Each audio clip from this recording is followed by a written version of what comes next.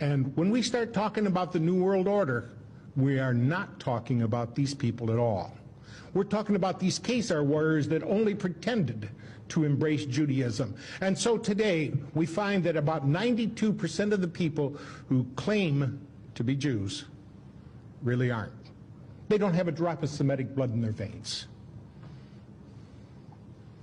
They are Khazar warriors with a new bent on life and a goal to conquer, to rape, and to pillage. And that philosophy has come down over time, and we see how effectively they have implemented it throughout history. Now, when they pretended to embrace Judaism,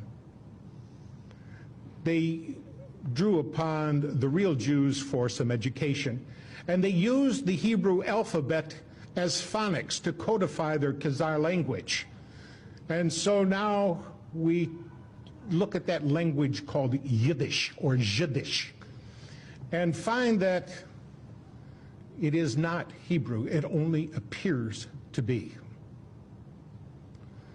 Now these people have run into some trouble over time. In 965 AD, they were overrun by the Varganians, which was Swedish-ruled Slavic people. Varganian is the Russian word for Vikings. And they were militarily defeated, which curbed their expansionist philosophy for some time.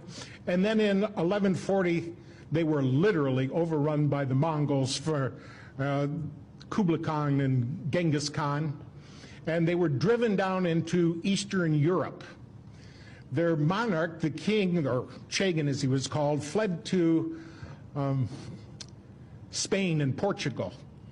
Now, because these folks were a darker skinned people with black hair and brown eyes, it was easier for them to fit in with the folks of Spain and Portugal and Italy and Sicily than they could other places where they stood out and looked markedly different.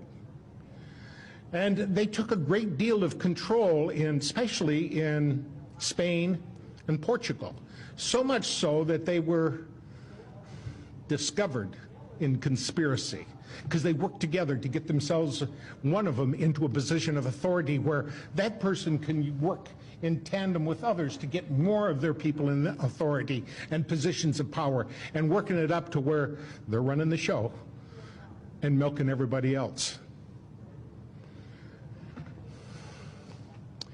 After they fled down into Europe, there was one of them, a guy by the name of Meyer Amschel Bauerberg, who decided to enter into clandestine world government. Meyer Amschel Bauerberg used the symbol outside of his father's silversmith shop, a large red shield, as inspiration for an alias. And he went by the name of Rothschild. That's German language for red shield.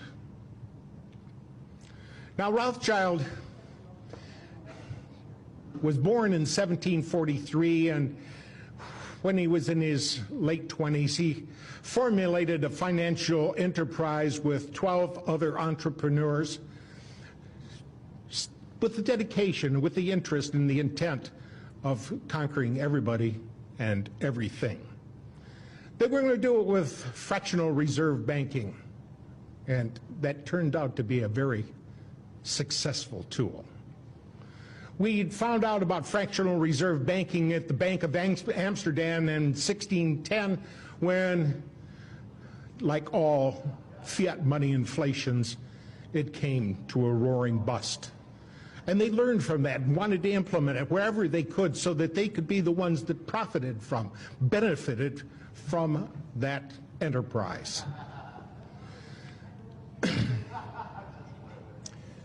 Now, Meyer Amschel Bauerberg had 5 sons, and he took these 5 sons, and as they became of age, he sent them to foreign countries to operate not an independent banking system, but one in conjunction with the rest of their people.